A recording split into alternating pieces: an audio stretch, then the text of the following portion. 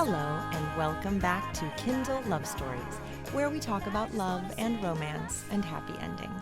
I'm your host, Laura Rope.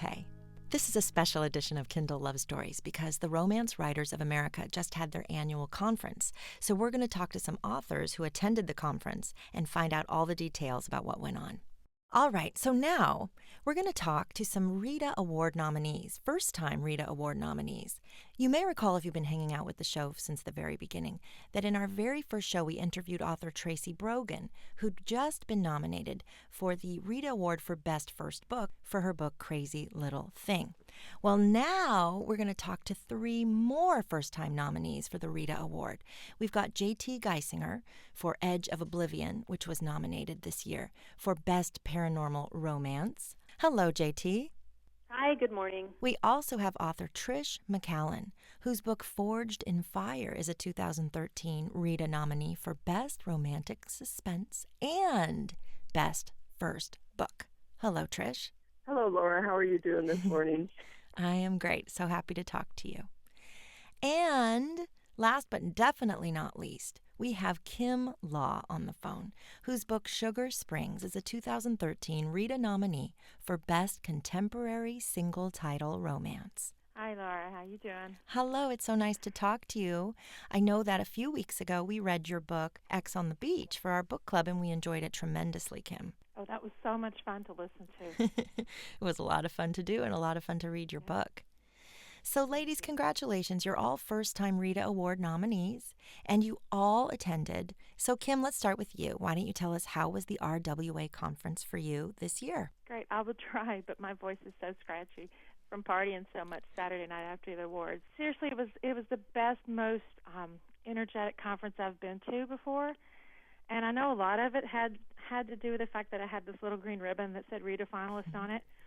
It just made everything about the whole week super exciting. And, of course, the award ceremony Saturday night was fantastic to sit up front, be a part of the show, and see all the glamour and glitz. It was just really wonderful. Were you all dressed up? Oh, I totally was. I had on, for the first time in my life, I had on a full sequin gown.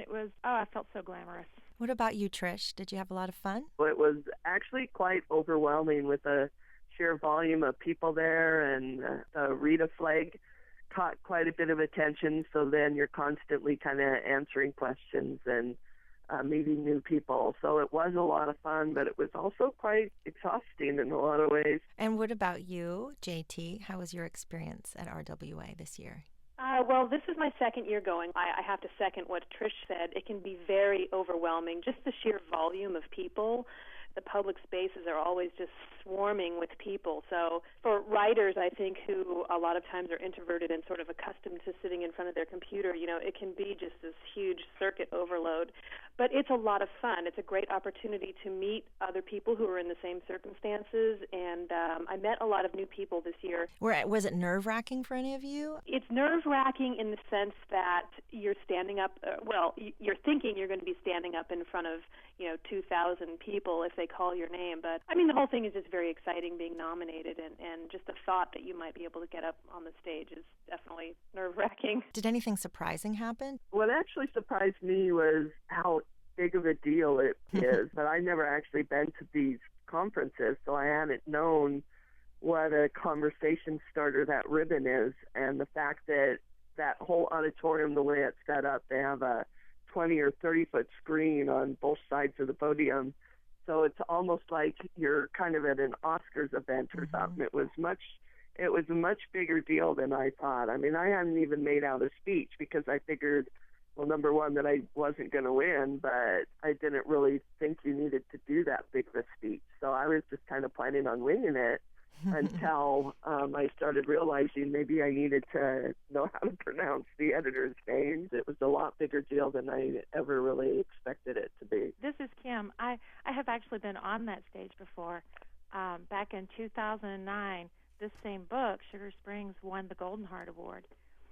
And it was nerve-wracking. It was crazy. So I wasn't overwhelmed with the night because I had seen it plenty of times. But, yeah, just sitting there waiting as they call your name and knowing that if they call your name, which you want them to so very badly, you have to go up there and read off this speech, which, of course, I hadn't written either. It's a huge adrenaline rush. It's pretty exciting. This is J.T. I actually met Rita Clay Estrada, who is one of the founding members of RWA, and she's the woman who the Rita is named after. And I brought my husband to the conference. He comes with me everywhere.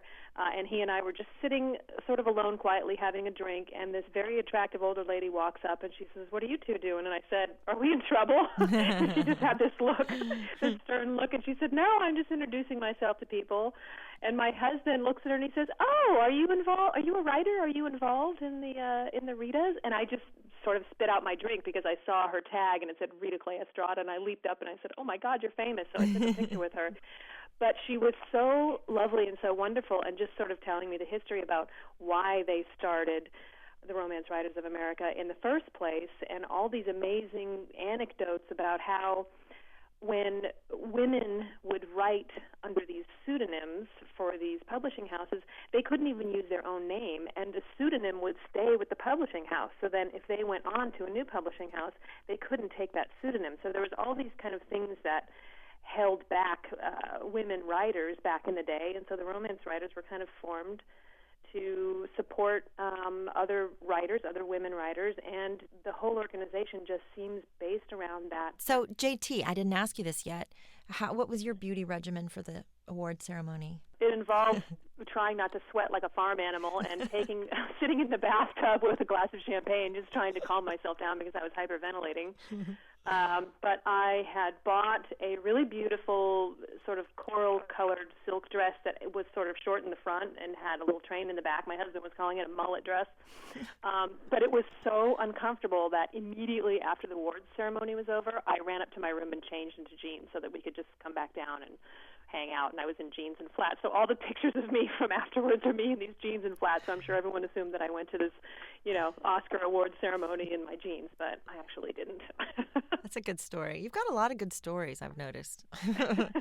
You should write. Wait a minute. Yeah, wait a minute. Wait a minute, you do. And what about you, Trish? How did you make yourself into the butterfly you needed to be? Well, this is a person that normally wears sweats or jeans, so even dressing into a dress is quite an experience for me. But I spent about 2 or 3 days shopping for, a nice enough dress to wear to the awards ceremony. And I finally found a dress that the minute I saw it, I knew that was going to be it, because my book's called Forged in Fire, and this dress kind of looked like a flame. I mean, it had little feathers kind of things coming off of it, and it just really seemed to fit the title of the book. When I decided to dress up, I decided I was going to actually wear some nylons, but I didn't want to wear the whole nylon set because those are just so uncomfortable, so I got those fine nylons.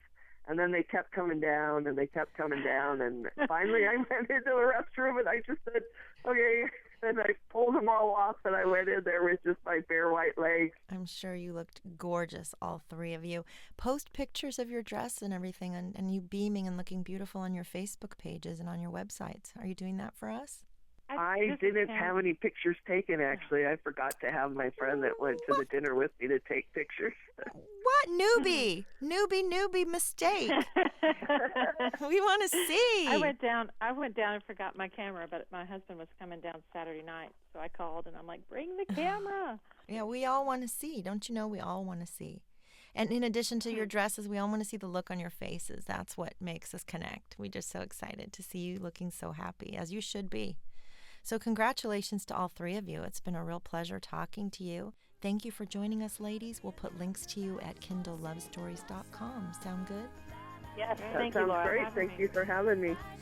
Thank you so much for watching this week's edition of Kindle Love Stories, where we've wrapped up the Romance Writers of America conference this year for 2013.